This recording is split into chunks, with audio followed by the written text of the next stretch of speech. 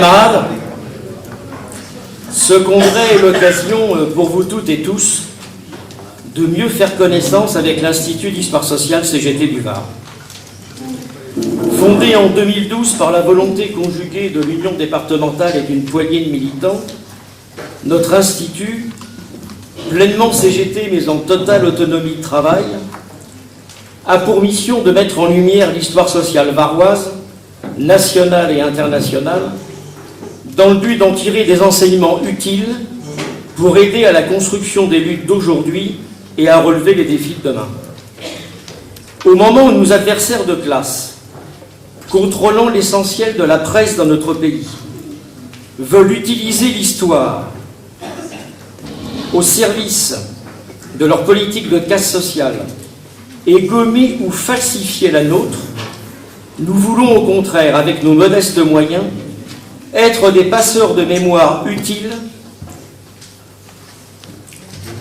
pour mettre en valeur le patrimoine ouvrier trop souvent décrié et si mal connu, y compris dans nos propres rangs.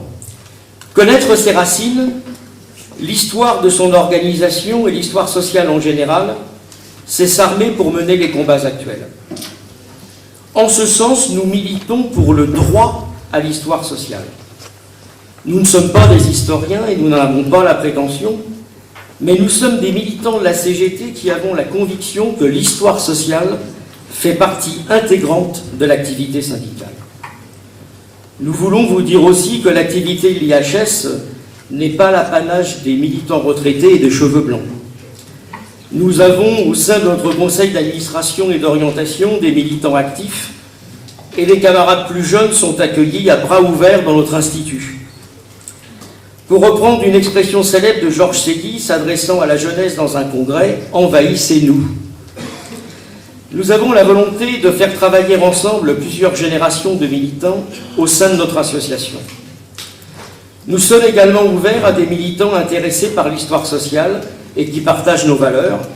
Nous avons dans nos rangs des enseignants de la FSU, par exemple.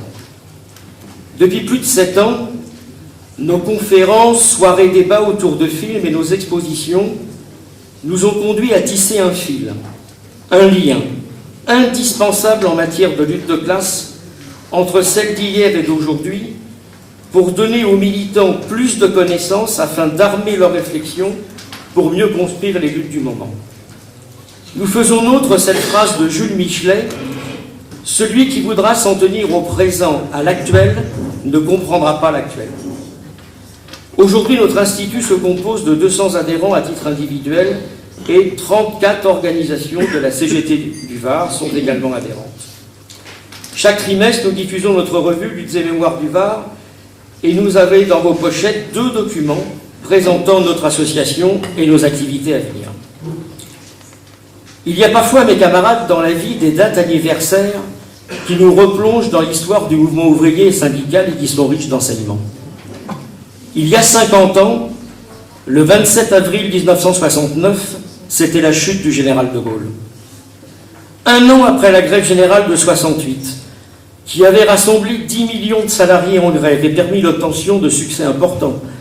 Pour rappel, la hausse du SMIC de 35%, l'augmentation générale des salaires de 10%, la reconnaissance du droit syndical dans l'entreprise, puis la 4e semaine de congés payés, De Gaulle s'était maintenu au pouvoir en cassant le processus de lutte en cours, en imposant des élections sans véritable opposition de ses adversaires.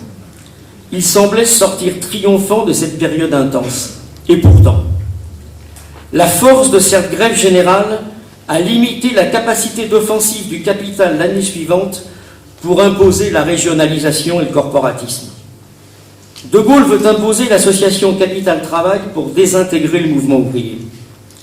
Il veut imposer la régionalisation pour dépouiller les communes et leurs prérogatives, ce que Macron entreprend aujourd'hui, et il a pour objectif de fusionner le Sénat et le Conseil économique et social de l'époque en un seul organisme d'intégration totale des organisations syndicales. C'est ce que tente de faire en ce moment Macron, en convoquant les syndicats à des réunions de mise en œuvre de ses plans de destruction, et la CGT a bien eu raison de refuser d'y participer et d'affirmer son indépendance syndicale. De Gaulle impose un référendum le 27 avril 69 qu'il perd, puisque 52,80% des Françaises et des Français lui disent clairement non. Il n'est plus le sauveur de la bourgeoisie et quitte le pouvoir. Mais comment a-t-on pu obtenir un tel résultat après la vague gaulliste aux élections de l'année précédente? Tout simplement parce qu'il y a eu un bloc sans faille du mouvement ouvrier et syndical pour dire non à De Gaulle. Le Parti communiste français et la Fédération de la gauche démocratique et socialiste, avec en son sein la SFIO, prennent clairement position pour le non. La CGT, par la voix de sa commission administrative, l'ancêtre de la CE actuelle, se prononce avec force pour le non. Puis le congrès de FO vote aussi pour le non. De Gaulle avait été affaibli une première fois par la grève des mineurs en 1963, par les luttes contre les ordonnances de casse de la sécurité sociale en 1967, et enfin par la puissance de la grève générale en 1968, qui avait contraint le patronat et le pouvoir gaulliste à céder sur beaucoup de revendications. Il n'a pu résister face à l'unité des organisations politiques du mouvement ouvrier et à celle des syndicats, principalement la CGT et FO.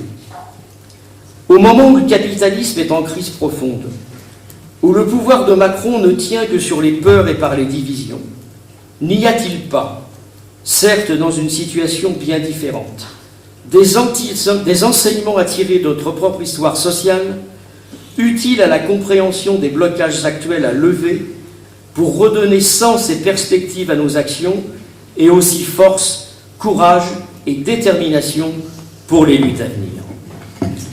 À l'heure où les conquis sociaux de 36, 45 et 68 sont en danger, notre histoire nous montre bien qu'il est possible de résister et de reconquérir, même dans une situation difficile et compliquée, et que rien n'est jamais joué d'avance. Et puis l'actualité nous ramène aussi parfois dans les profondeurs de notre histoire. Au début du XXe siècle, la question des retraites fait l'objet d'une grande confrontation sociale. Une loi inique sur les retraites ouvrières et paysannes est votée en avril 1910 et constitue une véritable escroquerie pour les travailleurs. Cette loi dit que les retraites seront versées à l'âge de 65 ans, ce qui est une provocation car à cette période, pratiquement aucun travailleur, épuisé par une dure vie de labeur, ne peut atteindre cet âge. La CGT fait une enquête dont il ressort que seulement 6% des ouvriers dépassent l'âge de 65 ans et que la mortalité se situe entre 40 et 50 ans. La CGT dénonce cette triste réalité et utilise une célèbre formule, la retraite pour les morts. Cette loi prévoit que les versements ouvriers seront prélevés directement par les patrons et gérés par eux dans leurs organismes bancaires et financiers. Il s'agit d'une véritable spoliation et la CGT déclare en 1910 que ce projet représente tout le système du capitalisme actuel que nous combattons, et elle ajoute que c'est une vaste entreprise financière destinée à servir les intérêts capitalistes et à préparer la guerre.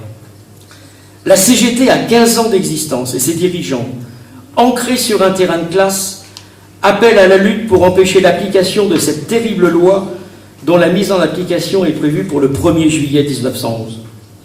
Les 12 et 13 février 1910, la CGT organise des grands meetings dans toute la France et ensuite au Congrès confédéral de Toulouse en octobre de la même année, il est adopté une résolution appelant à la mobilisation générale.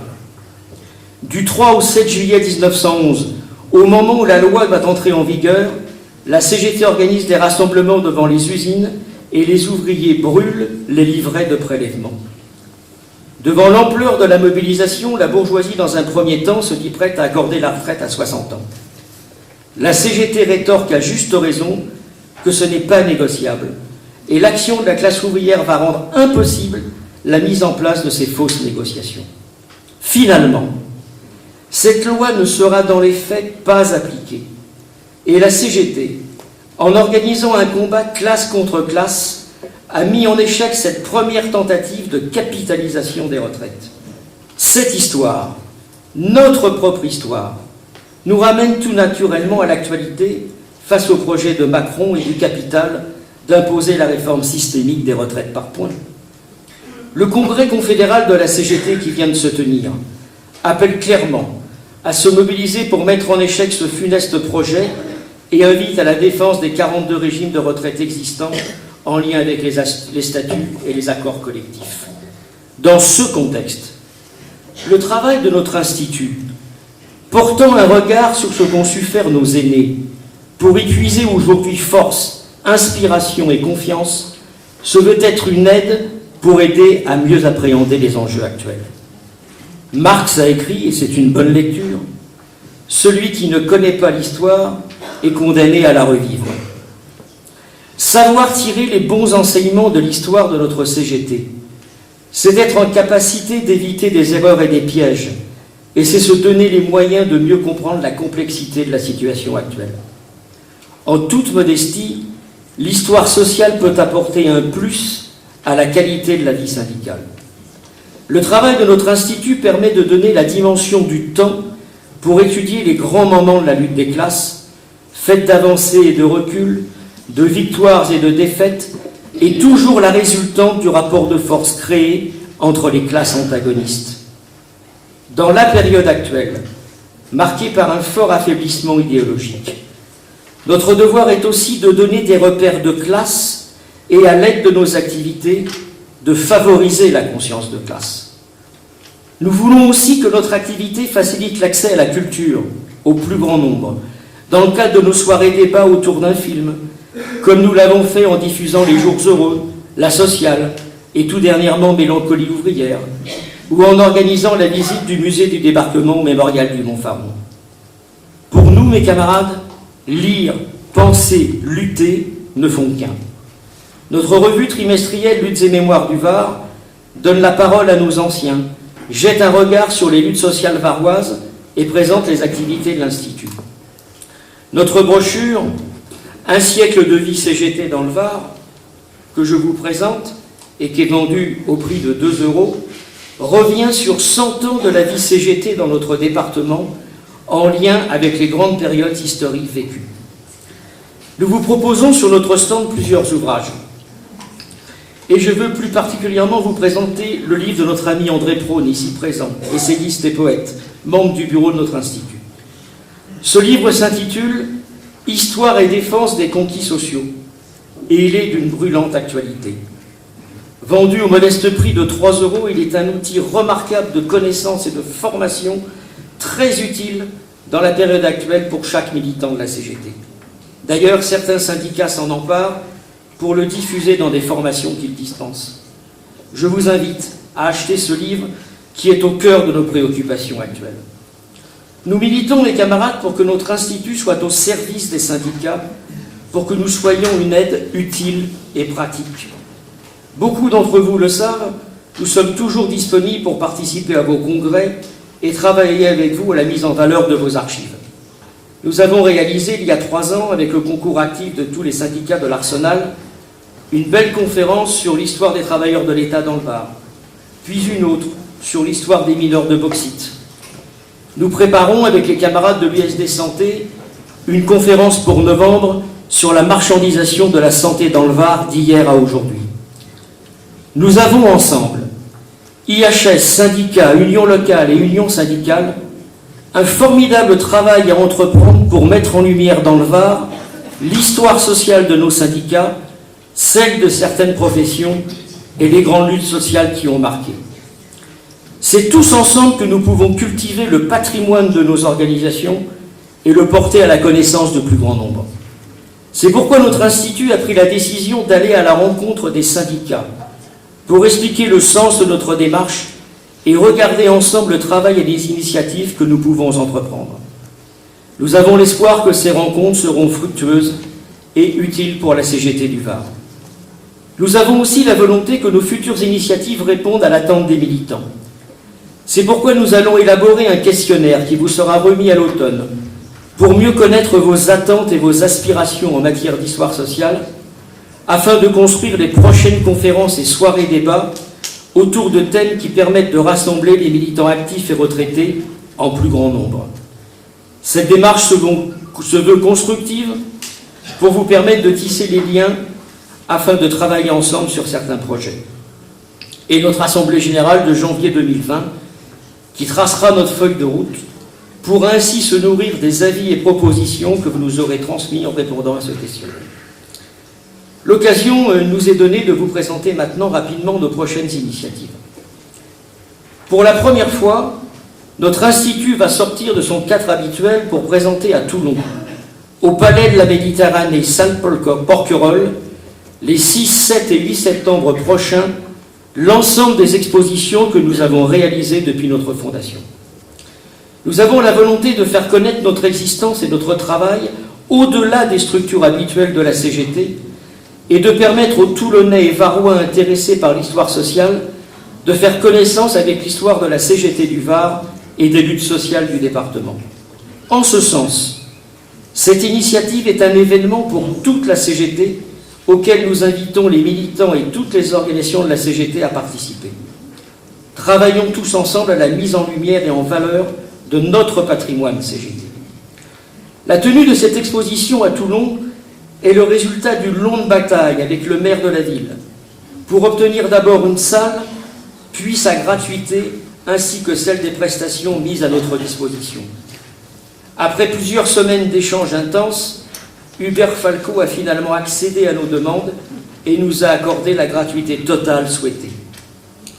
Nous y voyons là la reconnaissance par la municipalité de Toulon de l'activité de notre institut, sachant qu'elle n'a pas oublié le rôle que nous avons joué pour maintenir l'existence de la rue Pierre-Semard, secrétaire général de la Fédération CGT des cheminots, dirigeant communiste, fusillé par les nazis en 1942, la municipalité a dû renoncer à débaptiser la rue. Le rassemblement que nous avons organisé dans cette rue et la pose de nouvelles plaques par nos soins, rappelant ainsi aux passants qui fut Pierre Semard, est resté dans la mémoire d'Hubert Falco. Pour toutes ces raisons, l'exposition a été rendue possible et nous vous y invitons. Vous pourrez découvrir celle consacrée à un siècle de vie CGT dans le Var, celle sur la sécurité sociale dans le département, puis celle sur mai et juin 68 en France et sur les grèves dans le Var. Nous présenterons aussi celle consacrée à la vie de Martha Desrumeaux, grande figure du mouvement ouvrier dans le Nord, dirigeante de la CGT et du Parti communiste, déportée, puis députée à son retour de Caen, et qui a fini sa vie à Évenos dans le Var. Notre institut milite avec l'association des Amis de Martha pour son entrée au Panthéon, pour une ouvrière au Panthéon. Ces héroïnes du mouvement ouvrier ne doivent pas rester les oubliées de l'histoire, et notre institut entame des démarches auprès des municipalités de Toulon et de la Seine-sur-Mer pour l'obtention dans chacune des communes d'une rue portant son nom. Et pour notre exposition, nous organiserons un vernissage le vendredi midi, un débat le samedi à 15h autour du livre « Histoire et défense des conquis sociaux » et le dimanche midi un apéro-débat sur le thème « Pourquoi un institut d'histoire sociale ?» Et puis le 19 septembre, salle Henri Tizot à la Seine-sur-Mer à 18h, nous organisons avec l'historien Jacques Giraud une conférence dont le thème est « L'immigration italienne entre les deux guerres et le mouvement ouvrier varois ».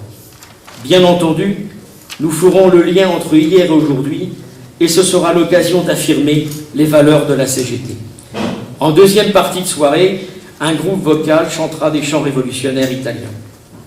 Enfin, le jeudi 21 novembre à l'IGESA à 14h, ce sera la conférence sur la marchandisation de la santé dans le Var d'hier à aujourd'hui, en présence du médecin urgentiste CGT Christophe Prudhomme.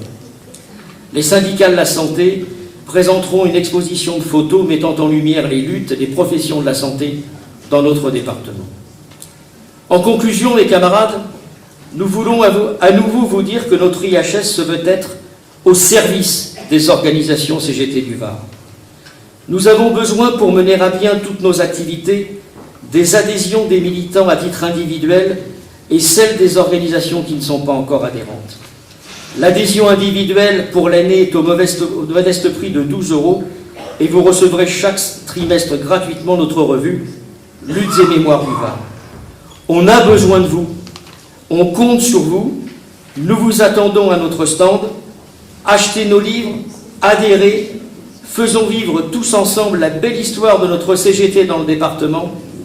Mes chers camarades, plus que jamais dans la période actuelle, Pour savoir où l'on va, il faut toujours se souvenir d'où l'on vient.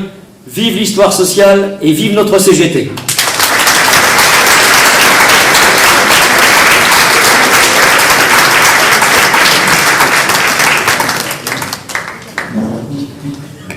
Merci Alain pour la présentation de l'IHS et le rappel de quelques dates historiques